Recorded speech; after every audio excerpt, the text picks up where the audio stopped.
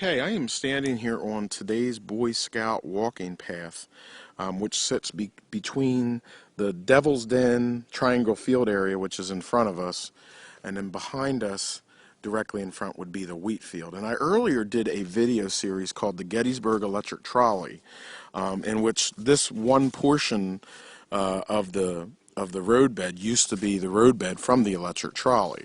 And today I'm back here again because I'm going to do a video probably on the least visited marker here at the Gettysburg National Military Park. And that's going to be the Henry V. Fuller marker, which he was a captain in the 64th New York Volunteers. And this is a monument, or a marker rather, that is very little visited. People don't know that it's even here, or even the ones that do come out and try to find it. I myself had even looked for it for 3 or 4 years on my own before I was able to finally locate it. And a lot of people have asked me about this marker, so we're going to take you there today and show you how to get there. If you desire to see the marker, your best bet would be to go and park over here on the road near the trolley path. There's a Confederate brigade marker just outside here near the Triangle Field area, or even better yet, off of Diachapran Avenue in the wheat field. And then what you would want to do, there's 2 footbridges. There's one on this side and there's one on this side. So no matter which way you come from, you're going to cross 1 footbridge. I recommend coming from the wheat field side. You would cross the footbridge, and then you're going to see a large felled tree, which you can see here in the distance. You're going to pass that, and you're going to come to about the spot where I'm standing now, and you're going to see a little clearing in the woods. And what you want to do, you want to look for this particular boulder. It's a flat boulder that sits here on the ground. And also there's a rotted out dead tree stump sits right here. When you get to the spot, what looks like a little footpath, you're just going to basically follow it. And then when you do, there's some spider webs, so you have to kind of be careful of them. But you just take this back. Now, again, Henry V. Fuller on July 2nd was part of Brooks' brigade, John Rutter Brooke, and we did videos on the wheat field. We did videos on the 53rd Pennsylvania, who was under John R. Brooks' brigade. And Fuller was killed here. And after he was killed on Rutter's retreat, his body stayed out here for 2 days before it was found. And then, of course, the men of his regiment came back here and dedicated this marker. And because it sits out here in this wooded area today, which was part of the wheat field, it's very hard to find. Most people don't get to see this marker. So again, we're continuing to follow this little footpath, and it's going to take you right over by the run. And here it is. It's about 70 yards from the footpath that we just left. And it reads, Captain Henry V. Fuller, Company F, 64th New York Infantry, killed on July 2nd, 1863. And then just behind it is the run. And then, of course, in the distance over here in the clearing, you can also see the wheat field. So again, park over somewhere in the vicinity of the wheat field, take the old trolley bed path, past the footbridge, past the felled tree, and then back in this direction through a small path. And if you go past the run, you went too far. You're going to see the marker here sitting just at the edge of the run. This has been the marker for Captain Henry V. Fuller, part of Secrets of the Battlefield here on Gettysburg Battlefield Facebook. V. Fuller Rock Part 2. And I've tried to give you a better location of how to find it. The best spot would be to come off the Devil's Den area and then make a left onto Brook Avenue. Now once you come to Brook Avenue, you're going to come to this area, which is the Boy Scout walking path and the old Gettysburg Electric Trolley. And you're going to see this sign here that says Brook Avenue. If you stand with your back toward this sign and take a regular pace step, you're going to go 137 paces, and you should be standing on top of the first footbridge. Okay. After you get to that first footbridge, you're going to take an additional 78 paces. And that should take you to the spot that I started the video in, where I took you back to the Henry V. Fuller mark. So this should be a little bit of a help. Start at the Brook Avenue sign, take 137 paces, and that should put you in the center of the footbridge. It should also gauge your paces versus my paces. So once you get to the center of that first footbridge, you can reset and count the 78. When you get to 78 at that point, you should see that little flat rock on your side. And then, of course, you can go back about 70 yards, and you'll see that little footpath, and you'll see the Henry V. Fuller marker, which is one of the least visited markers on the Gettysburg National Military Park. This has been the Henry V. Fuller marker, Part 2, on Gettysburg Battlefield Facebook. I'm standing here on the eastern, heavily wooded slope of Big Round Top, and I'm looking at the Sphinx Rocks. This rock has eluded me for about 12 years now. I heard of it through legend, and it's really hard to see right now because of the overgrowth, but it's got this huge boulder that sits on a real narrow base, and then it has a bigger base at the bottom.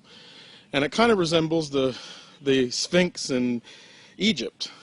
And it's just a very strange rock formation that's here on the eastern slope of Big Round Top. And it's really hard to get to. It's off the old walking trail here on the battlefield. And I was able finally to find it. I knocked away some branches today. And just a little bit on how to get here if you decide to come out here. And if you do, be careful. It's a very steep, rocky ground. And if you step just a foot or two in front of you, you go straight down. And it's off the old Gettysburg Loop walking trail, which really doesn't exist or is used anymore. And you can see where I cut down some branches here with my walking stick just to get here. And I'm walking back to it now. It's kind of marked. If you walk the walking trail and you come to this large log here, you'll barely see it in the distance through the woods. It's probably a lot easier to see in the wintertime. I'm going to walk back on the trail now the way I came to give you an idea on how to get here.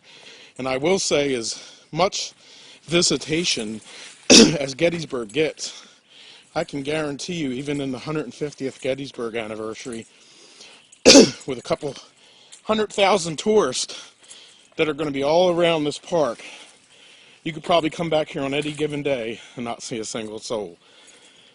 There is poisonous snakes back here, so you do have to be careful. There's also ticks, poison ivy, poison sumac, poison oak. And it's very thick, wooded area. I used a walking stick, which I ended up breaking, just to bat away poison and protect me against any kind of wild beast that may be back here. But we're now actually walking back on this old loop trail towards Sykes Avenue. And I'll finish this video by walking back.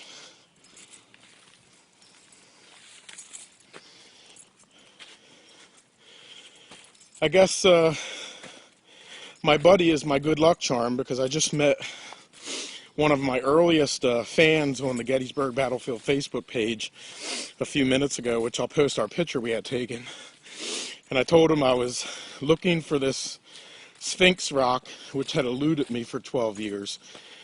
And then after meeting and talking to him for about a half an hour, I come back here and found it. So I guess he's my good luck charm.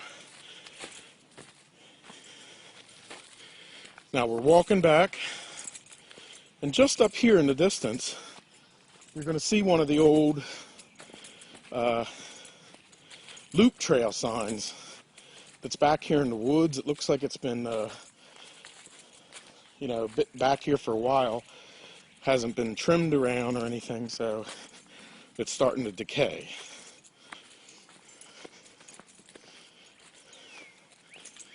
The Sphinx Rocks has no other significance other than it was here on the eastern slope of Round Top probably surrounded by some soldiers here and there, July 1st, 2nd, 3rd, 1863.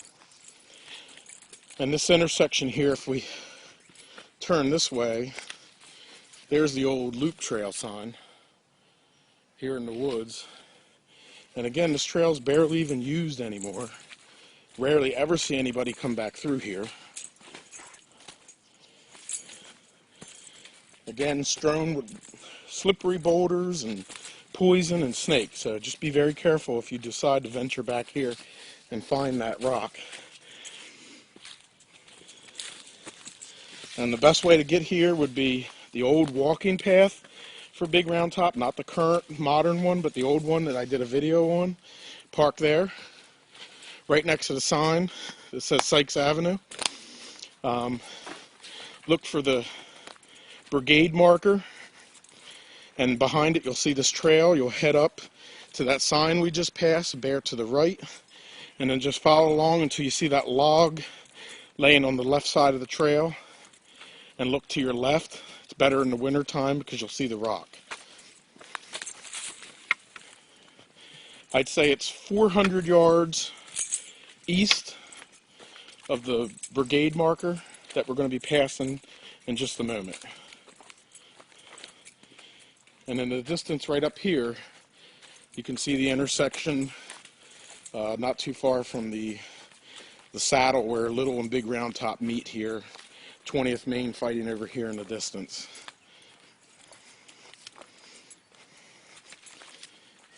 And here we come to the brigade marker, and then down in front, Sykes Avenue.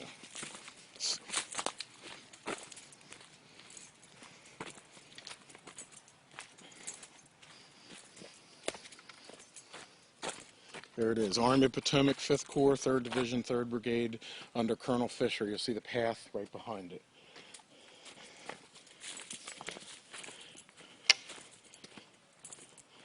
And over here is the old walking trail, which I did a video on. Goes up to Big Round Top, rather.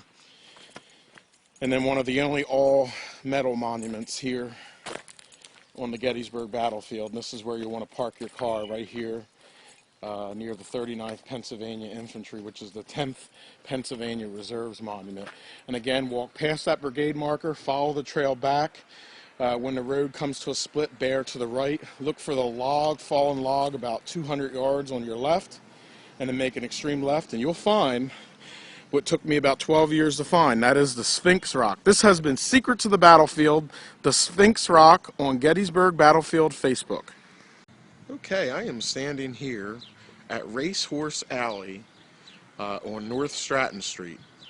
And here's a sign for Racehorse Alley's parking plaza, which is our public parking plaza, which sits on Racehorse Alley. Now from North Stratton Street, if we turn on the alley here, this goes westbound toward the town circle, and then eastbound. Now eastbound in that direction would be York, Pennsylvania, and then westbound, of course, would be Chambersburg. Out here, which is our modern Route 30, is the Chambersburg and York Road. In 1863, it was the Chambersburg and York Pike, of course. Now, one of the secrets about Gettysburg is about Racehorse Alley itself. Racehorse Alley does go back to the Civil War, but the way it got its name, it's kind of one of those strange stories. Have you ever told a story to a friend or a family member and where you state, oh, when I was younger, I got away with murder. I did this when I was younger. I took a car and crashed it into my neighbor's driveway. I used to drive around with no insurance, and I went to school and smoked a cigarette in the back of the classroom. And you couldn't do something like that today. You ever told a story like that? Well, Racehorse Alley is kind of a story such as that. Back around the time of the Civil War, the Circle, which today has the Gettysburg Hotel, it was called McClellan's Hotel, McClellan's House, McClellan Tavern. And a man named John H. McClellan owned and operated it. Now, one of the weaknesses that McClellan had was he liked fast horses, or racehorses. It would be the equivalent of today of someone that likes fast cars, Corvettes, Stingrays, Mustang, Porsche. But this man had a need for speed. And what John McClellan used to do is he used to take his racehorses and he would go eastbound to westbound and then westbound to eastbound on the York Chambersburg Pike, racing up the county streets on his horses, sometimes bringing a friend with him and having a horse race. Now, of course, today, if you were to do that in your motor vehicle, you would be pulled over and ticketed and fined and maybe imprisoned by the police. But back then, the laws were not like they were today. And what they did back then, they had a town council meeting where they brought up this problem of Mr. McClellan racing his horses in front of townspeople, which of course could have been a danger to the townspeople. You could hit somebody, a man, a woman, or a child crossing the road. You could damage other horse-drawn carriages, vehicles, pedestrians, etc. So the council meeting, they formed a compromise with Mr. McClellan and told him that he was allowed to race his horses in this alley behind what is the York Chambersburg Pike. Therefore, thus the name Racehorse Alley. And that's how the Racehorse Alley got its name here. And if you were to walk the alley today, it would basically take you from the Gettysburg Post Office area straight by here and then down here, and it would dump you off by the 4th Street. So it basically goes from 4th Street to the east down toward the post office here to the west. So it's a good parcel of land to race a horse on. And of course, back during the Civil War and just previous to the Civil War, this was a dirt alley. This has been Secrets of Gettysburg, Racehorse Alley on Gettysburg Battlefield Facebook.